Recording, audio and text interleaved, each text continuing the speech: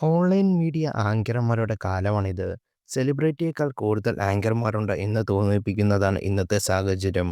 പലരും കുറച്ച് ജനശ്രദ്ധ ലഭിക്കുമ്പോഴേക്കും സ്വയം സെലിബ്രിറ്റി ചമയുകയും ചെയ്യുന്നു. പോഡ്കാസ്റ്റും ഇന്ന് നിരവധി പേരാണ്. അതേസമയം വിരലിലെണ്ണാവുന്ന ആങ്കർമാരെ മാത്രമേ പ്രേക്ഷകർ കണക്കിലെടുത്തിട്ടുള്ളൂ. ആങ്കറിംഗ് രംഗത്ത് വർഷങ്ങളുടെ അനുഭവ സമ്പത്ത് പേളിമണിക്കുണ്ട്. ഇന്ന് സ്വന്തം യൂട്യൂബ് ചാനലിലൂടെ നിരവധി താരങ്ങളെ ഇൻ്റർവ്യൂവും പ്രേക്ഷകരിലേക്ക് എത്തിക്കുന്നു. എന്നാൽ പേളിമണി വളർന്നത് മലയാളത്തിലെ ഏറ്റവും വലിയ ആങ്കറായിരുന്ന രഞ്ജിനി ഹരിദാസിന്റെ അഭാവത്തിലാണ്. ഒരു കാലത്ത് തരംഗം സൃഷ്ടിച്ച രഞ്ജിനിക്ക് പിന്നീട് കരിയറിൽ വീഴ്ച വന്നു. ടെലിവിഷൻ ഷോകളിൽ രഞ്ജിനിയെ കാണാതായി.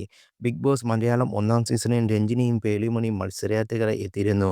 ഷോയിലൂടെ രഞ്ജിനിക്ക് വന്നത് നെഗറ്റീവ് ഇമേജാണ്. എന്നാൽ പേളിമണി വൻ ജനപ്രീതി നേടുകയും ചെയ്തു. ഈ ജനപ്രീതി പേളി നന്നായി ഉപയോഗിച്ചു. യൂട്യൂബ് ചാനലിലൂടെ കേരളത്തിലെ ഏറ്റവും കൂടുതൽ താരമൂല്യമുള്ള ഇൻഫ്ലുവൻസറായി മാറി. അതേസമയം മറുവശത്ത് രഞ്ജിനി ലൈംലൈറ്റിൽ നിന്ന് അകന്നു. അഭിമുഖങ്ങൾക്ക് പോലും രഞ്ജിനിക്ക് അക്കാലത്ത് മുഖം കൊടുക്കാനായില്ല. യൂട്യൂബ് ചാനൽ കാര്യമായി ശ്രദ്ധിക്കപ്പെട്ടില്ല. ഏറെക്കാലമായി ശേഷം കഴിഞ്ഞ വർഷം ധന്യ വർമ്മ മേരിയുടെ ഷോയിലാണ് രഞ്ജിനി മനസ്സ് തുറന്ന് സംസാരിച്ചത്. കരിയറിൽ ശക്തമായ തിരിച്ചുവരവിനുള്ള ശ്രമത്തിലാണ് രഞ്ജിനി ഹരിദാസ് ഇപ്പോൾ. രഞ്ജിനിയുടെ പുതിയ ഷോ പ്രേക്ഷകരിലേക്ക് എത്താൻ പോവുകയാണ്. ദ ഗ്രീൻ റൂം എന്നാണ് ഷോയുടെ പേര്. വർഷങ്ങൾക്ക് ശേഷം പ്രിയ അവതാരക ഓൺലൈൻ മീഡിയ രംഗത്ത് വരുമ്പോൾ പ്രേക്ഷകർ വലിയ പ്രതീക്ഷയാണ്. പേളിമണി ഷോയ്ക്കിടെ ആളുകൾ അതൃപ്തി പ്രകടിപ്പിച്ച് തുടങ്ങിയിരിക്കുകയാണ് രഞ്ജിനി ഹരിദാസിന്റെ വരവ്.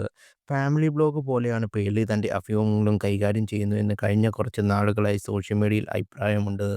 തുടക്കത്തിൽ രസകരമായി തോന്നിയെങ്കിലും തന്റെ എല്ലാ ഇന്റർവ്യൂകളിലും ഭർത്താവിനെയും കുട്ടികളെയും കുറിച്ച് പേളി സംസാരിക്കുന്നത് വന്നിരിക്കുന്ന അതിഥിയെക്കുറിച്ച് അറിയുന്നതിനേക്കാൾ തന്റെ കാര്യങ്ങൾ സംസാരിക്കുന്നതാണ് പേളിമണിക്ക് താല്പര്യമെന്നും ഒരുപാട് വാദമുണ്ട്. സായി പല്ലവി വന്നപ്പോൾ തന്റെ മക്കളുടെ ഇന്റർവ്യൂക്കിടയിൽ പേളി കൊണ്ടുവന്നു. സുജാതയും ശ്വേതാമോനും വന്നപ്പോൾ ഭർത്താവിനെക്കുറിച്ച് പറഞ്ഞു പേളി കരഞ്ഞു. എന്തിന് ശ്രീനേഷിനെക്കുറിച്ച് എല്ലാ ഇന്റർവ്യൂവിലും സംസാരിക്കുന്നു എന്ന് പലരും വിമർശിക്കുന്നുണ്ട്.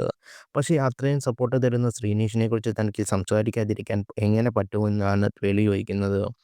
ആരാധകർ ഏറ്റുപിടിച്ചില്ലെങ്കിലും അന്ന് ആ ഷോയിൽ ചർച്ചയായ അതിഥികളായി വന്ന സുജാതയും ശ്വേതയുമല്ല.